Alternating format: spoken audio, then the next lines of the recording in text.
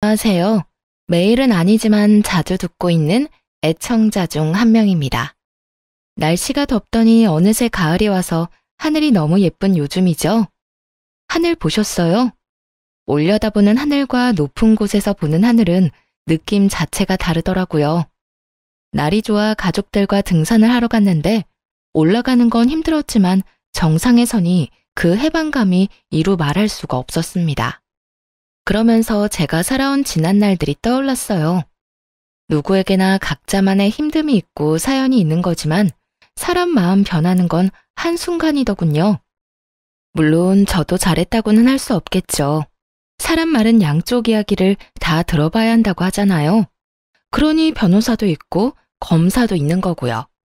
판결을 받고 싶다는 건 아니고 이미 다 지난 일인데 저같이 살아온 또 다른 선택의 기로에 서 계시는 분이 계시다면 같이 들어주시고 공감해 주시면 좋겠습니다. 산을 오르는 것 같았던 제 삶에 대해 이제는 말해도 되겠죠? 제 인생이 그랬어요. 늘 오르막을 오르는 것 같았죠. 그렇다고 막 힘들게 살았던 건 아니었습니다. 저는 이남 일녀 막내로 태어나 유복한 환경은 아니지만 막내 고명딸로 사랑받고 컸습니다. 나이 터울이 좀 있다 보니 오빠들도 부모님도 많이 아껴주셨고요. 잘해도 잘한다, 못해도 잘한다, 그렇게 자랐던 것 같습니다. 다른 오빠 있는 친구들 보면 엄청 싸우고 하던데 저희 집은 안 그랬답니다. 한참 클 나이라 먹고 싶은 것도 하고 싶은 것도 많았을 오빠들은 뭐든 저부터 챙겨줬죠. 덕분에 부모님이 마음 놓고 맞벌이로 일도 다니시고 오빠들은 대학까지 다 갔었고요. 하지만 두 분 벌이로 비싼 등록금을 감당하기엔 벅찼던 것 같아요. 그렇다고 공부 잘하는 오빠들 등록금을 안 내줄 수도 없는 노릇이었죠. 큰오빠는 법대로 진학해서 검사가 되는 목표가 있었고요. 작은 오빠는 아직 꿈은 없었지만 뭐든 열심히 하는 사람이었습니다. 둘 다 공부를 잘하는 건 저희 집에서 당연한 일이었고요. 어느 날 큰오빠가 제대를 해서 복학을 하고 둘째 오빠가 대학교 입학을 앞두고 있던 날이었어요. 엄마의 한숨이 늘어나는 걸 봤습니다. 한숨 쉬다 저랑 눈이 마주치며 웃어주시는데 제가 모를 거라 생각하셨던 것 같습니다. 저도 그땐 이미 고등학교 진학을 어디로 할지 정할 시기라 그만큼 머리가 컸는데도 말이죠. 막내는 나이가 60을 먹어도 막내라는 말이 맞나 봅니다. 아마 그랬던 것 같습니다. 공부를 잘하긴 했는데 조금 경쟁률이 높은 과를 지원해서 전액 장학금을 받지는 못했고 작은 오빠는 그냥 바로 자원 입대를 하려고 하더군요. 당연히 부모님이 말리셨죠. 공부도 다 때가 있는 건데 놓치면 안 되는 거라고. 걱정하지 말고 공부나 하라고 하셨습니다. 그때 사회 분위기가 남자들은 무조건 대학을 가야 하는 분위기였습니다. 학자금 대출을 알아보러 다니시는 부모님 모습이 너무 밟혔어요. 어서 빨리 돈을 벌어 도움을 드리고 싶기도 했죠. 그 뒤 오빠들은 장학금을 놓치지 않고 학교를 다녔습니다. 그럼에도 불구하고 어머니의 한숨이 뇌리에 박혔던 탓일까요? 저는 상고로 진학하기로 결심했습니다. 저도 공부 잘하는 오빠들 덕분에 공부를 못하는 편은 아니었어요.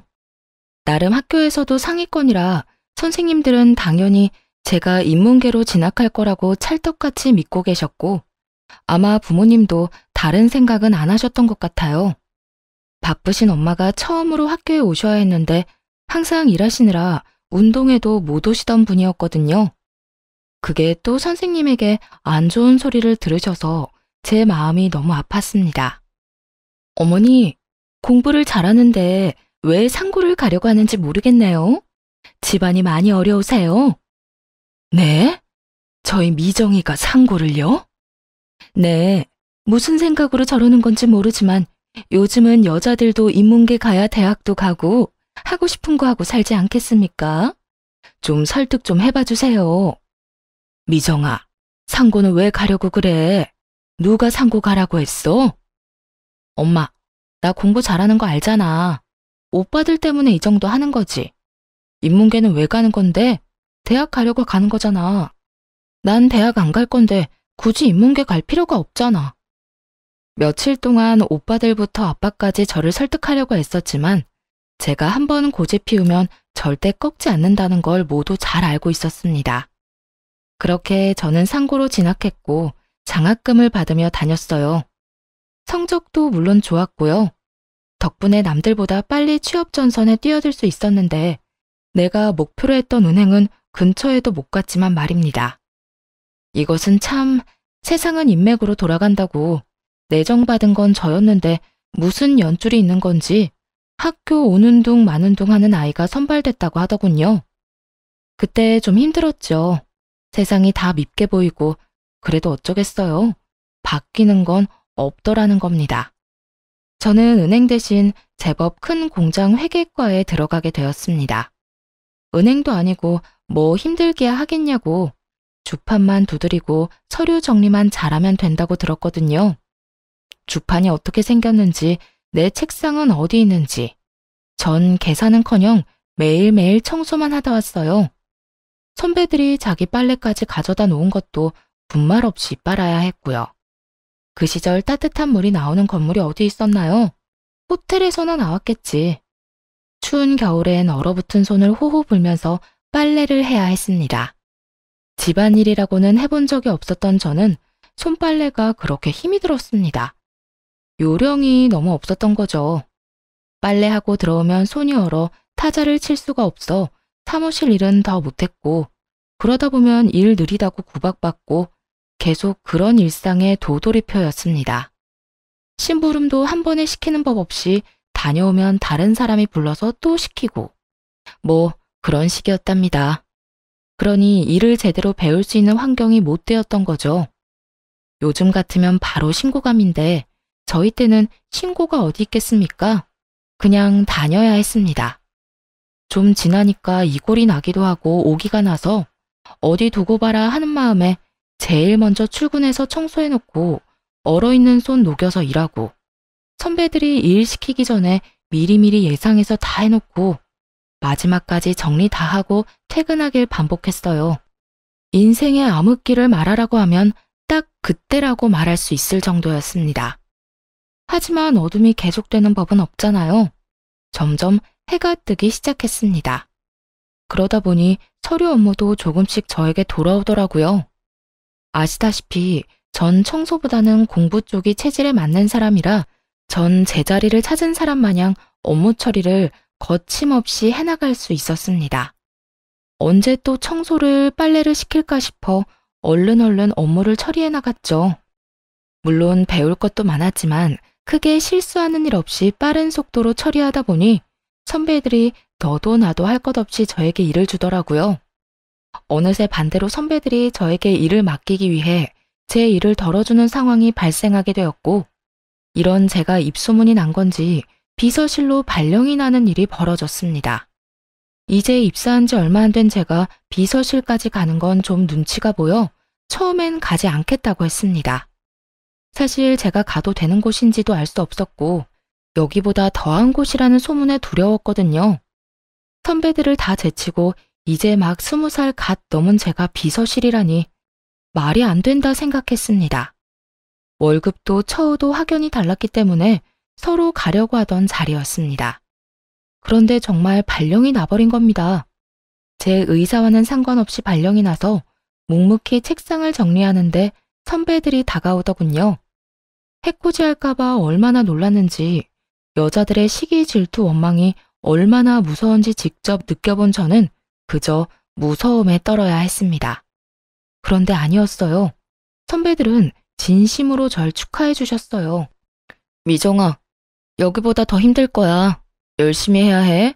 우리 얼굴에 먹칠하지 말고. 알았지? 그래. 그래도 너라면 잘할 거야. 힘들 땐 놀러와. 우리가 비서실 애들 욕 다 들어줄게. 밉상 같던 선배들이 격려해주고 축하해주니 눈물이 다 나더군요. 남자들만 우정이 있는 게 아니죠. 여자들 우정도 만만찮아요. 고생 끝에 낙이 온다는 옛말이 틀린 게 하나 없어요. 그동안의 고생은 싹 잊어버리게 되더니 통장에 착착 돈 쌓이는 소리가 들리는 것 같은 나날을 보냈습니다. 중간중간 군대 갔다 온 오빠들 몰래 등록금이나 생활비를 보내주고도 돈 쓸 데가 없던 저는 제법 돈을 모을 수 있었어요. 그쯤 되니 저도 공부를 하고 싶어졌습니다. 어릴 땐 돈만 벌면 된다 싶었는데 사회생활을 하다 보니 그건 또 아니더라고요. 필요한 자격증은 학교 다니면서 땄기 때문에 대학교 졸업장이 가지고 싶었던 거죠. 이곳도 충분히 좋은 곳이었지만 여러 사람들을 만나고 사회생활을 하면서 선배들의 조언도 좀 들리게 되고요. 여자도 좋은 대학 나와야 해. 좋은 대학 아니라도 대학은 나와야 해. 그래야 대접받아. 봐봐, 김대리하고 나하고 입사 동기인데 그때 월급 차이가 얼마나 났는지 알아? 살기 싫더라고. 김대리 타자도 한글 문서 작업도 못하던 놈이란 말이야. 일은 내가 더 많이 하는데. 선배의 말에 역시 대학을 다녀야겠다고 생각했지만 일하면서 공부를 병행하는 건 무척 어려웠습니다. 졸업한 지도 좀 되었으니 기억나는 것도 없었고요. 그래도 직장인들을 받아주는 야간 대학이 있다는 것을 알고 등록을 하고 학교를 다니기 시작했답니다. 그쯤 큰오빠는 사법고시를 패스했고 회사를 다니다가 무슨 시험 준비를 한다던 작은오빠까지 공무원 시험에 합격해 집안의 경사가 계속 이어졌습니다. 동네 플랜카드도 제가 걸어주었습니다. 모두에게 우리 오빠들이 이만큼 잘났다고 자랑하고 싶었죠. 그걸 보며 부모님이 웃으시는 걸 보자 제 마음이 다 편해지더군요. 뭔가 다 이룬 느낌까지 들었습니다. 정작 저 스스로는 이뤄놓은 게 하나 없었는데 말이죠. 그날을 계기로 전 홀가분한 기분으로 다시 직장과 공부를 병행하며 즐거운 나날을 보냈습니다. 가끔 부모님 용돈 드리는 거 외엔 저는 계속 저금을 했어요. 투자 이런 것도 잘 몰라 그냥 무작정 이율 좋은 은행 찾아 적금 넣는 식으로 돈을 모았습니다. 그러다 야간 대학에서 저처럼 뒤늦게 대학 졸업장을 따기 위해 온 남편을 만나 연애라는 걸 하게 되었습니다. 사는 게 바빠 관심 가질 여유가 없어 해본 적 없는 연애를 나이가 제법 차서 하니 모든 게 다 설레고 마냥 좋았죠. 남편도 무슨 사정인 건지 주머니 사정이 좋아 보이지는 않았고 저는 그런 거 신경 쓰지 않았습니다. 야간 대학에서 만났다는 공통점 하나만으로 충분했거든요. 저희는 날이 좋을 때는 공원 데이트, 추울 땐 따뜻한 오뎅 먹어가며 두 손 꼭 잡고 데이트를 즐겼답니다. 그러다 추우면 버스를 탔고요. 지금 생각해보면 무슨 궁상이냐 해도 그때만의 설렘이 있지 않겠어요? 이제는 하라고 해도 못하겠지만요. 그렇게 연애를 제법 오래 하다 주변에서 결혼은 언제 할 거냐는 말을 자주 듣게 되었습니다. 둘 다 그냥 시기가 오면 자연스레 결혼한다고 생각했던 것 같네요.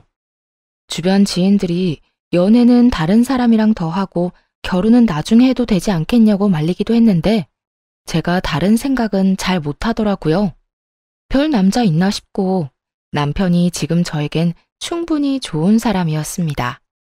가족들에게 소개를 했던 날 엄마가 조심스레 불러서 물으셨어요. 너무 급하게 정하는 건 아니고? 너 남자 처음 만나서 바로 결혼하는 거 엄마는 좀 별론데 너 선자리도 좀 들어오고 있어. 천천히 연애만 해보는 건 어떠니? 엄마, 내가 이 사람보다 더 좋은 사람을 어디서 만나겠어요? 아니, 네가 어디가 부족해서 그래. 저렇게 짱짱한 오빠가 둘이나 있는데 기죽을 일 없지. 너 회사에서도 능력 인정받고. 그때 엄마도 속물이구나. 약간 실망했어요. 또 오빠들이 잘 나가는 거지 내가 잘 나가는 게 아닌데 그걸 남편과 비교하니 화도 좀 났죠. 당장 제가 시집을 간다고 해도 저희 집 재정 상태가 좋은 건 아니라 해줄 수 있는 것도 없었고요. 저도 받을 생각도 없었지만 이제 막 사회생활하기 시작한 오빠들에게 무슨 돈이 있겠어요? 또 오빠 공부 뒷바라지에 부모님이 가진 것도 뻔히 제가 다 아는데 못된 말로 엄마 속을 좀 후벼 파고 남편과의 결혼을 추진했습니다. 엄마, 나 냉장고라도 하나 사줄 수 있어? 없잖아. 그냥 내가 알아서 갈 테니까 반대만 하지 말아줘. 양가 집안의 양해를 구하고 혼수 예물 아무것도 하지 않았습니다. 그래도 너무 빈손인 건 정말 아닌 것 같아 시부모님 옷 한 벌씩은 해드리라고 남편에게 봉투를 주긴 했습니다. 그게 많이 부족하다고 생각하신 건지 시부모님 얼굴이 썩 나를 반기지는 않으셨어요. 살면서 잘해드리면 되지 싶어 저는 크게 신경 쓰지 않기로 했습니다. 형편에 맞게 살아야 한다는 게 제 생각이었고 남편도 이해해주던 부분이었거든요. 제가 모았던 돈에 신랑 돈 보태서 작은 원룸에서 신혼생활을 시작했습니다. 신랑이 제 말에 잘 따라주는 편이었기 때문에 월급의 70%는 적금을 넣었고 혼자 벌다 둘이서 모으기 시작하니 생각보다 돈이 빨리 불어났습니다. 그런데 고지를 코앞에 두고 저희에게 아이가 생겼어요. 너무 예쁘고 사랑스러워 일 같은 건 생각도 나지 않더라고요. 지금을 놓치면 아이 크는 걸 못 볼 것 같다는 생각에 저는 저축을 조금 미루기로 했습니다. 집에서 아이를 돌보는 게 제 일이라 생각했고 그래서 일을 그만둔 거였죠.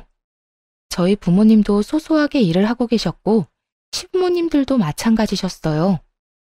아이를 봐줄 사람이 없었기 때문에 차선책이 없기도 했습니다. 아이가 생기니 저의 집에 대한 열망은 더 커졌어요.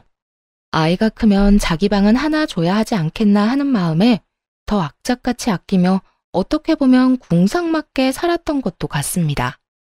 저는 옷이 계절별로 2벌이면 좋겠고요. 옷을 언제 사본지 기억나지 않을 정도였죠. 화장품은 처녀 때 쓰던 거 그대로 화장대 위에 있었습니다. 뚜껑 열 필요도 못 느끼겠더군요. 그래도 아이 얼굴엔 로션 발라주고 신랑 옷은 계절별로 사주며 오롯이 제 것만 줄여나갔습니다. 아이가 클수록 돈이 많이 들기 시작했어요. 기저귀값만 해도 사이즈가 커지니 양은 적은데 비싸지고 분유값도 감당 안 될 지경이었어요. 남편 월급이 얼마길래 그랬냐고요? 그렇게 많이 가져오지는 못했어요. 월급이 적은 대신 칼퇴근에 힘든 일이 별로 없는 곳이었죠. 반 공무원이라고 생각하시면 될 겁니다. 여튼 둘이 벌다 혼자 벌게 되고 입은 셋이 됐는데 저축은 그대로 해야 하고 남편을 조금 못 살게 굴었던 것도 같습니다. 먹는 것도 그냥 반찬 하나에 밥 국 정도면 먹는 저와 달리 남편은 안 먹어도 한 상 차려 먹는 걸 좋아하는 편이었으니 얼마나 맵기가 불만이었을까요? 한 번씩 친정에서 반찬 좀 주면 잘 차려주지 매일 그런 밥상은 힘들었습니다. 반찬이 생겨도 며칠에 나눠서 먹고는 했으니까요. 당연히 남편도 이해해준다고 생각했어요. 그래도 다른 건 남들 못지않게 신경 써주고 있다고 자부했으니까요. 그런데 어느 날부터 남편이 안 하던 반찬 투정도 하고 짜증을 입에 달기 시작했습니다. 안 그러던 사람이 그래서 외벌이라 힘든 거지 하고 이해하고 넘어갔습니다. 확 변하면 눈치라도 챌 수 있었을 텐데 차츰 변하는 걸 알아채기엔 저도 아이를 키우느라 정신이 너무 없었네요. 그냥 단순히 남편이 밖에서 힘든 만큼 더 아끼고 아이를 잘 키워야지 하는 생각밖에 하지 않았죠. 그러다 드디어 제일 큰 금액이 든 적금 만기일이 다가왔습니다. 저는 미리 집을 보러 다녔어요. 집이라는 게 발품도 팔아야 같은 값이라 해도 더 좋은 집을 구한다고 동네 부동산 사장님이 그러셨거든요. 세대, 여기 슈퍼 건너편 2층 벽돌집 알지? 거기가 지금 급매로 나왔어. 나쁜 일로 나온 게 아니라 이민을 간다고 빨리 처분해달라더라고. 생각 있으면 보러 와. 여러 군데 집을 보러 다니다가 괜찮은 집이 급매로 나왔다는 연락을 받고 보러 갔더니 정말 마음에 딱 드는 그런 집이었습니다. 그 집을 보는 순간 저는 이미 머릿속으로 인테리어도 끝내고 이사날을 언제로 하면 될까 생각 중이었다니까요. 저녁에 남편이 오기만을 기다렸다가 집 이야기를 꺼내자 남편 반응이 좋지 않았습니다. 집? 집을 꼭 지금 사야 해? 지금 부동산 분위기도 안 좋은데 더 기다렸다가 사도 괜찮지 않을까? 그럼 언제 사? 적금 만기됐고 대출 조금만 받으면 살 수 있는데 금매로 나온 거라 금방 나갈 거란 말이야. 이 가격에 그 집 못 산다고. 됐어. 집은 다음에 사. 부부 회의는 결렬되고 말았습니다. 저희는 싸움 아닌 싸움을 했고 남편은 그 길로 나가더니 들어오지 않았고요. 저는 남편은 차차 설득하면 된다고 생각하고 일단 계약금을 걸기 위해 은행을 찾아갔습니다. 그런데 이게 무슨 일인가요? 만기 통장에서 찾을 수 있는 돈은 없었습니다. 대체 무슨 일이 일어난 건지 처음엔 도통 알 수 없었습니다. 내 명의 통장을 누가 건드릴 수 있다는 말인지, 요즘은 신원 확인도 잘해서 본인 아니면 통장 거래도 안 된다고 알고 있었는데 말이죠. 사모님, 2달 전에 온라인으로 해지 신청하시고 인터넷 뱅킹으로 이체하신 이력이 있으십니다. 모바일 OTP도 받으셨네요. 휴대폰 한번 보세요. 대체 누가 내 휴대폰에 은행 어플을 깔아 해지를 하고 이체를 했다는 건지 멍청하게 그때까지도 전 남편을 의심하지 않았습니다. 그냥 어떻게 그게 가능하지? 라고 바보 같은 생각만 했죠. 저기 이체된 계좌주 명이 땡땡땡입니다. 바로 남편이었죠.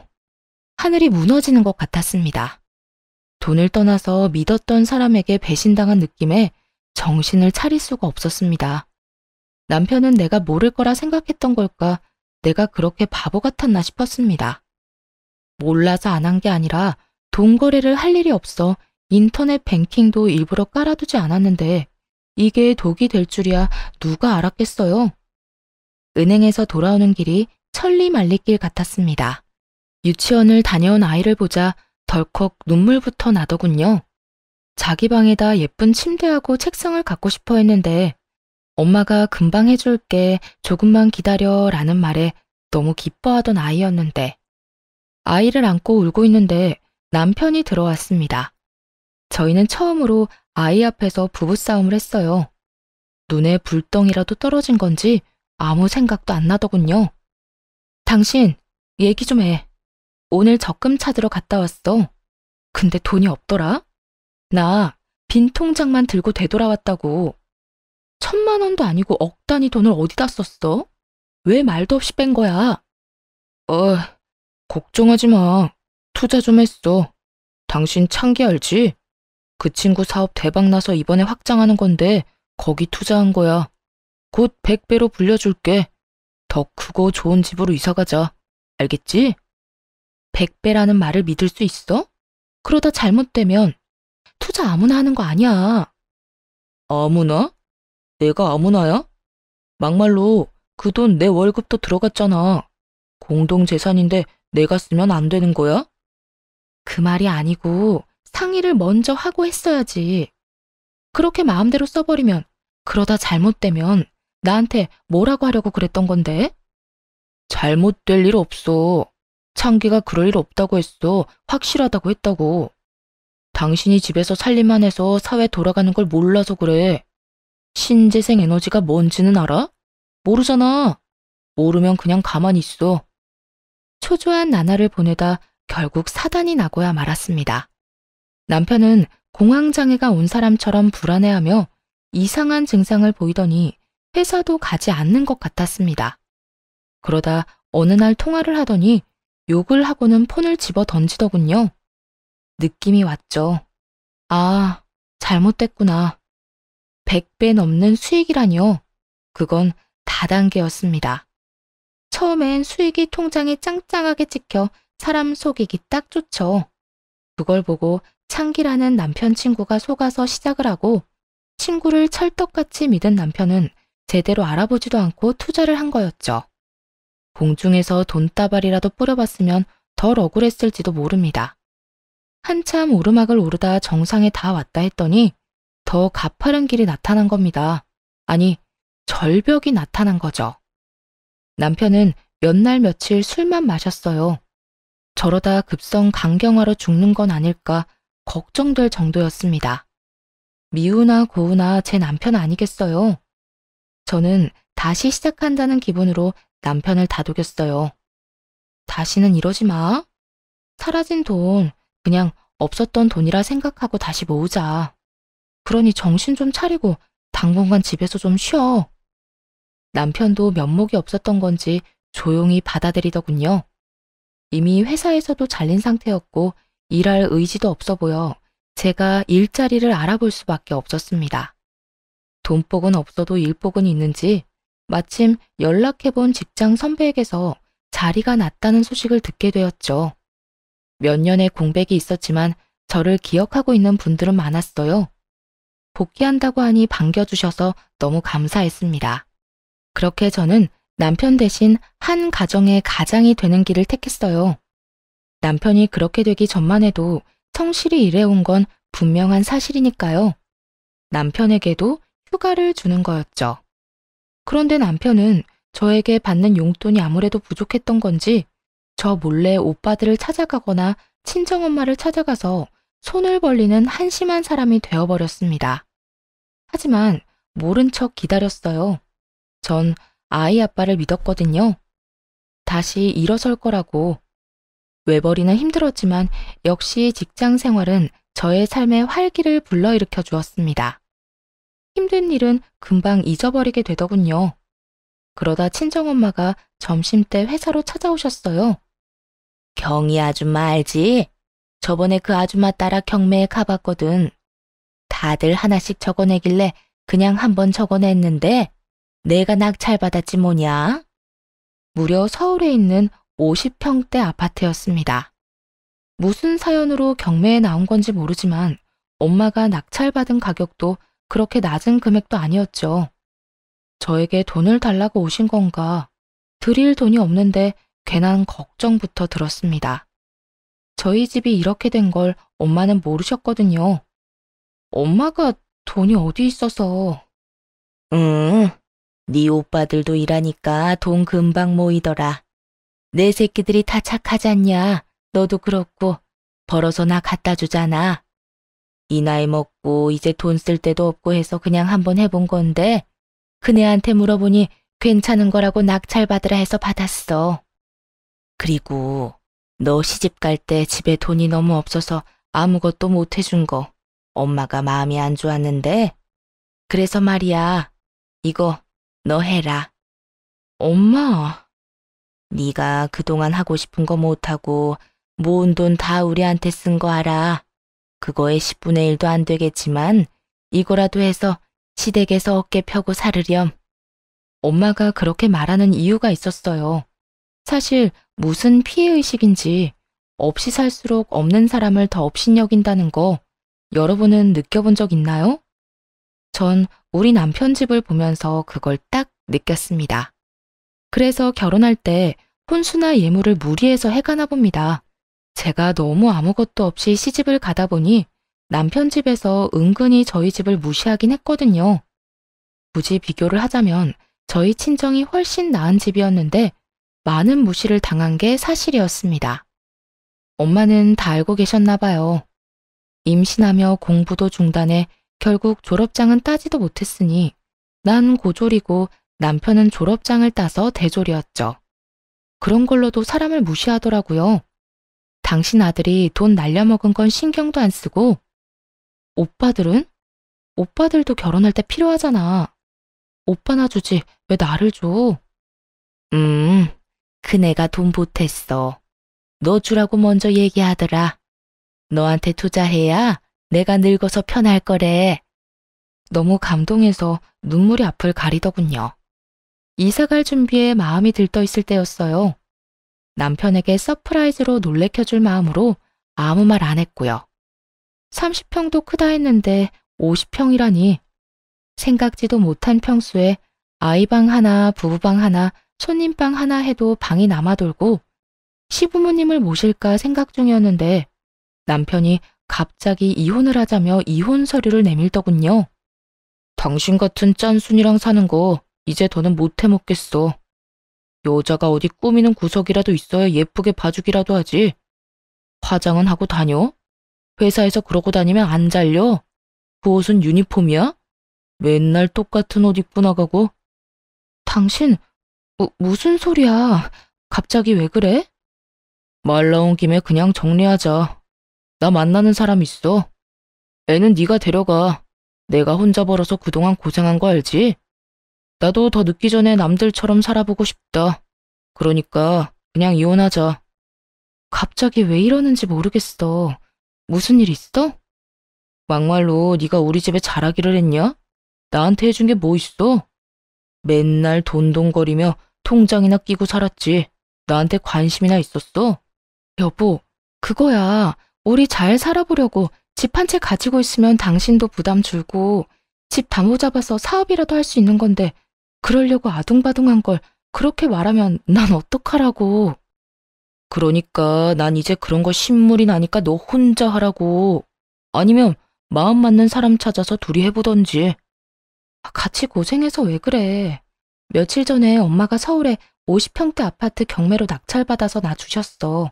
계약서 받으면 당신한테 말해주려고 한 건데 거기 위치도 너무 좋고 학군도 좋아서 다른 데 이사 갈 필요도 없어. 평생 쭉 살면 되고 방도 많아서 당신 부모님 같이 모시고 살자. 그래? 그럼 그거 그냥 다시 팔아서 재산 분할하고 너는 너, 나는 나. 이렇게 따로 새삼 살자. 여보, 내가 더 잘할게. 이제 고생 끝났는데 그렇게 말하지 말고 어머님 아버님에게도 더 잘할게. 그동안 섭섭한 게 있으면 다 말해. 다 고쳐볼게.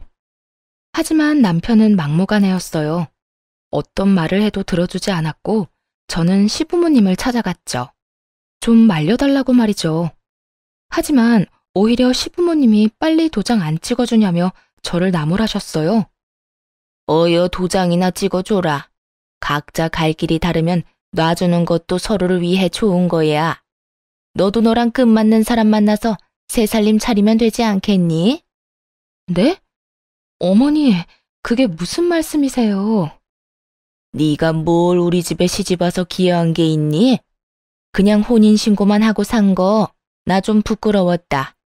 내가 축의금 낸 것만 얼만데 그런 거 하나도 못 받고 예물도 없이. 어쨌든 빨리 해주려무나.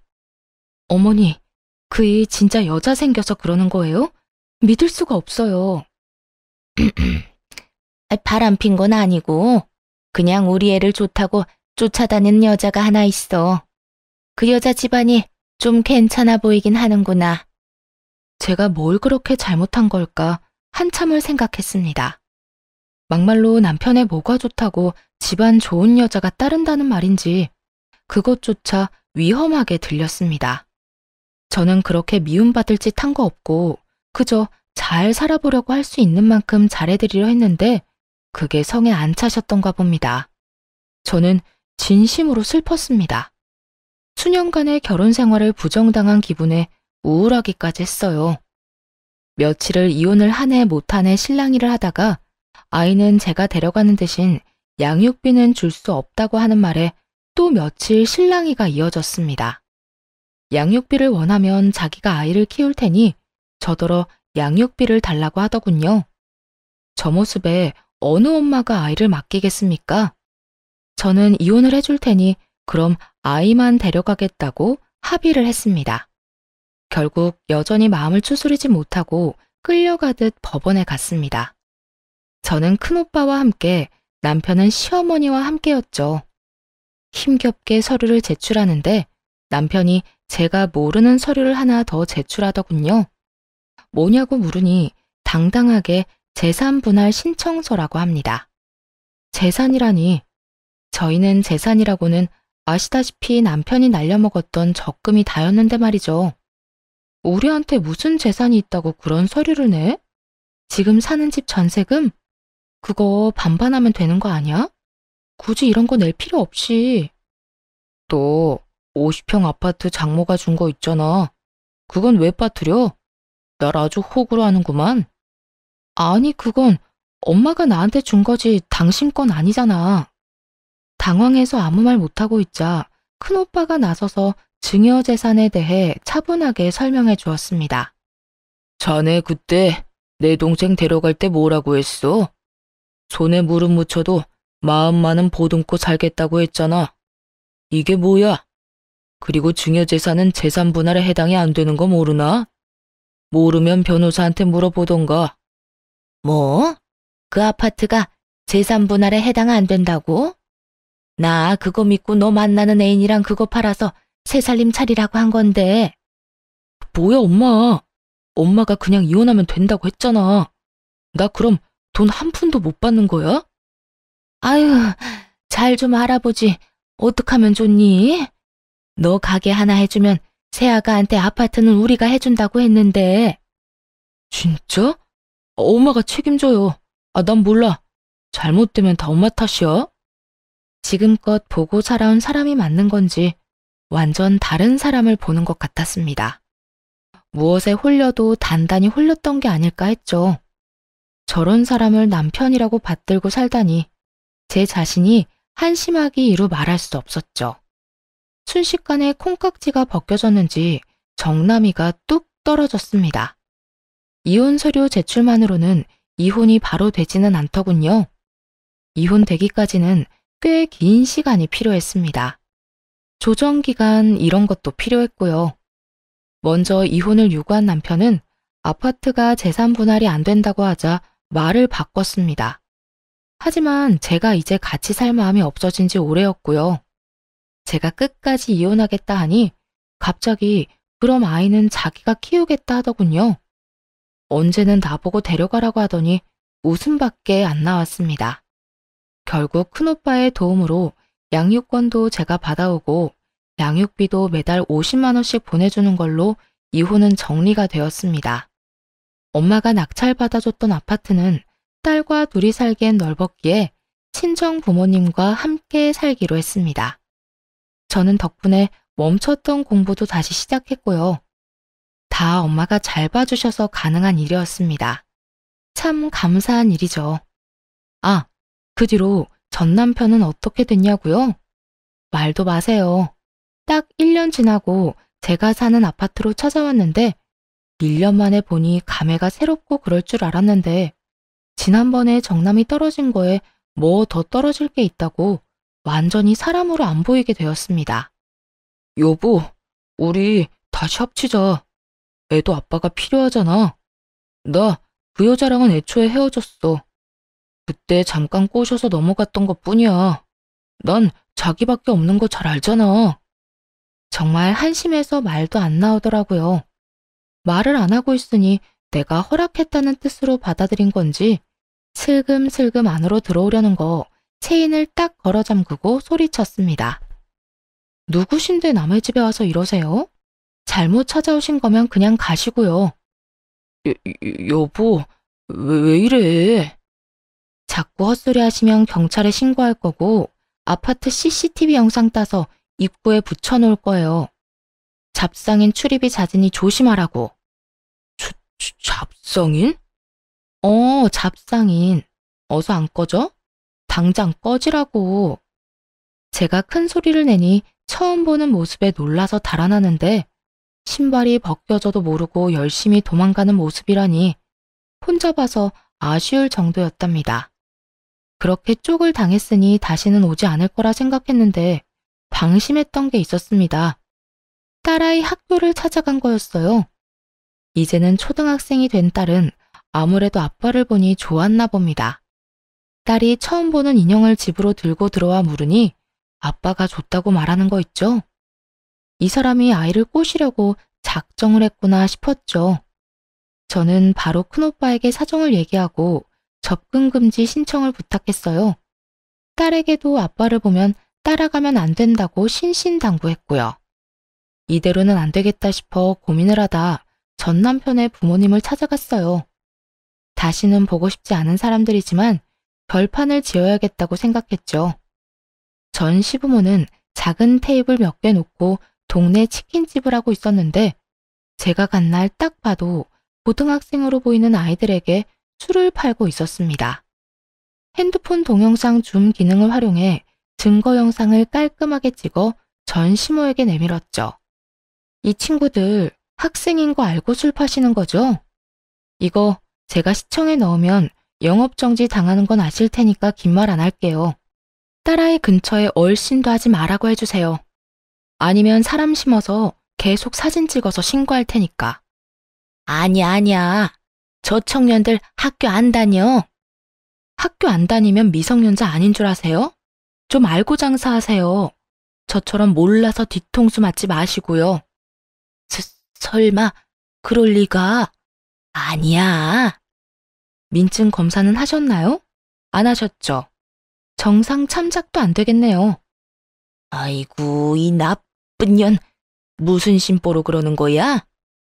무슨 심보요? 아줌마가 나한테 그런 말할 자격이 있으신가 모르겠네요. 해봐라, 해봐. 해볼 테면 해봐. 내가 가만히 있나 보자. 이게 끝인 걸로 아시면 안 되죠. 유통기한 지난 식품 나와도 끝인 거 아시죠? 점검기간 아니라도 신고하면 출동해요. 못된 년. 너 인생 그렇게 살지 마라. 그럼 잘 알아들으신 걸로 알고 가볼게요. 천하의 못된 여자 연기해보니 너무 시원했습니다. 허탈하기도 했고요. 이제 다시 찾아오는 일은 없을 거라 생각하고 싶어요. 다음날 모르는 번호로 연락이 왔습니다. 바로 전 남편이었습니다. 만나자고 하는 걸 싫다고 하니 그럼 전화통화 잠깐만 하자고 해서 그러자 했더니 구구절절 사연을 읊더군요. 전 귓등으로도 듣지 않았어요. 전 같이 사는 동안 함께 잘 살아보고자 최선을 다했고 최선을 다한 결과가 배신이었으니 그럴 만하다고 생각했습니다. 그러니 전혀 아쉬운 게 없었죠. 진짜 다시 기회 줄 수는 없는 거야? 나 당신하고 열심히 살았잖아. 우리 딸은 나 보고 싶어 하잖아. 딸만큼은 만나게 해줘야지. 내가 이혼할 때 당신이 나보고 키우라고 해서 딸한테 아빠는 자식 같은 거 안 키운다고 했다고 다 말했어. 그러니 신경 쓰지 마. 그럼 우리 엄마 가게 신고하지 말아줘. 부탁이야. 당신 하라는 대로 할 테니까. 나 분명히 말했는데. 당신이 또 찾아오면 시청이든 경찰서든 신고할 테니까 각오하시라고. 나 얼마든지 할 수 있는 거 알지? 알지. 형님들이 어떤 분이신데. 응, 알면 됐어. 그러니까 이제 다시는 연락하지 말고 당신 뜻대로 나 같은 구질구질한 사람 찾지 말고 좋은 사람 찾아서 행복하게 살기를 바랄게. 그 이후 남편은 정말 땅으로 꺼진 사람처럼 사라졌습니다. 연결된 사람들이 있어 가끔 소식이라도 들려왔는데 한동안 들리는 소식이 너무 없어 궁금해지기까지 하더군요. 어딘가 잘 살고 있겠지 하고 생각하려고요. 그리고 저는 직장과 학교를 병행하며 열심히 살고 있습니다. 지금 졸업을 앞두고 졸업 논문을 쓰다가 쉴 겸 사연을 쓰다가 길어져 버렸네요. 여기저기서 남자 소개시켜준다고 하는데 아직은 혼자가 좋습니다. 아마 계속 혼자일 것 같습니다. 안 해본 일이 많아 하나씩 일어나가는 쾌감에 요즘 사는 재미가 너무 좋네요. 집에 대한 갈망 때문인지 부동산 공인중개 자격증도 도전해 보려고 합니다. 제 인생은 지금 산 어디쯤인 걸까요? 다시 정상을 올라가고 있는 중일까요? 여러 봉우리 중 이제 막 하나를 넘은 건 아닐까 합니다. 산에 오르려면 오르막을 올라야 하고 결국 내리막을 내려와야 집으로 갈 수 있듯이 욕심 안 부리면 힘든 일도 금방 지나가는 것 같습니다. 이거 들으시는 여러분도 힘든 일만 생각하지 마시고 뒤도 돌아보고 옆 사람도 가끔 의심하면서 인생 즐기면서 사시면 좋겠습니다. 그러다 가끔 산에 가셔서 깨끗한 공기 마시면서